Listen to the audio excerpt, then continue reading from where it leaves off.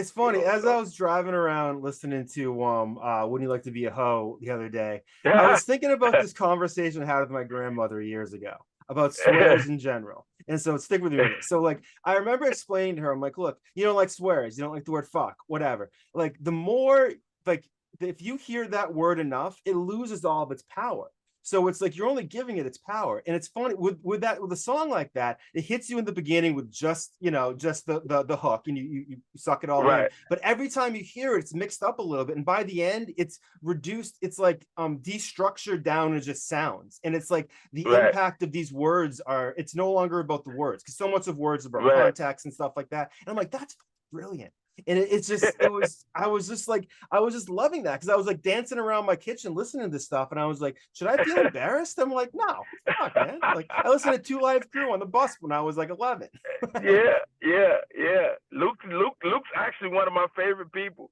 I'm Like sure. I got a chance to see him in concert a couple of times. Like this guy doesn't give a fuck, and I He does love it. not. Yeah. So Luke is Pioneer actually too, one of my man. favorite. He fought for a lot Yeah, of us. Like he fought for a yeah, lot yeah. of He. freedoms, Hey, man. I love that, bro. Yeah, if you look on my website, I got actually got a chance to meet him and kick it with him and talk to him, and it was one of the best days because I was like, man, I was like, I don't even really have a lot of heroes, man, but you like Yeah. one of my heroes, bro. Like you say what you want to say, you put music to it, and now the world loves you for it. So you take them risks. So even on my records, I'll be like, I'll think sometimes and be like, you know what? Fuck it. I'm gonna say it. I'm Yeah. gonna say it. Either it's gonna work or it's not gonna work. You know what I'm saying? So I actually don't give a fuck what I say on record no more. I You know sort what of I'm saying? think It's like I think too that in some degrees there has to be like a sacred space. Like they talk about like comedy clubs being like a sacred space. I mean, as long as you're not Kramer up there from Seinfeld screaming the N word, I mean that's sort of like a little right, pushing it. But right, like to most degrees, it's like you're there, like it's like like a hip hop battle or like a roast or something. It's like just let it rip. It's like it's someone's gonna try to take shit out of context when they want at some point, and it's like just let it just let it be. Just let it be. It's correct. entertainment. It's dancing. Yeah, I So agree.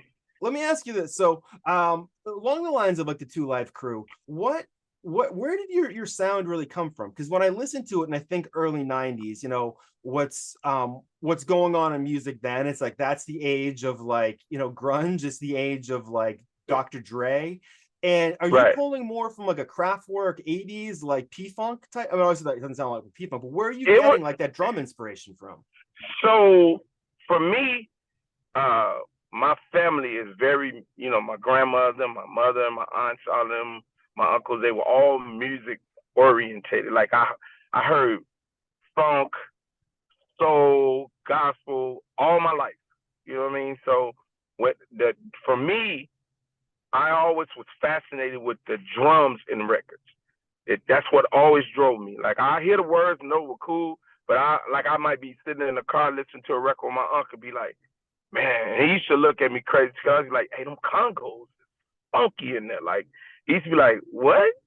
No, Yeah, listen to the congos in there. Like you don't hear them in the background. I'm like, that's what's driving the record. And he'd be like, yeah, all right, yeah, okay. And then he'd turn it up, like, shut your ass up. Nobody want to know about them motherfucking congos. You know what I'm saying? So the Congo, just drums. If you yeah, listen to my drums, like before I even drop any, even if I have an idea in my head, my main goal is I'm gonna do these drums first, and when I get through with these drums, then I'll do whatever verses or hook I'm gonna do. Then I'll go back and touch it up again to make the beat kind of match. You know what I'm saying? The yeah, words yeah. I said Tied because together. sometimes the drums don't go with the words, but drums have always been. So for me, I think it's natural. Like uh like where I'm like my African roots. I think that's what it is. Like I don't know, congos, toms, especially the 808 just Yeah, does something for me. You know what I'm saying? Like I'll drop an 808 in the record where people saying that do not go there. You know what I'm saying? But yeah, I'm gonna make that motherfucker fit. You know what I'm saying? So they'll hit a 909 and then out of nowhere I'll drop a crazy ass kick and they be like, whoa. So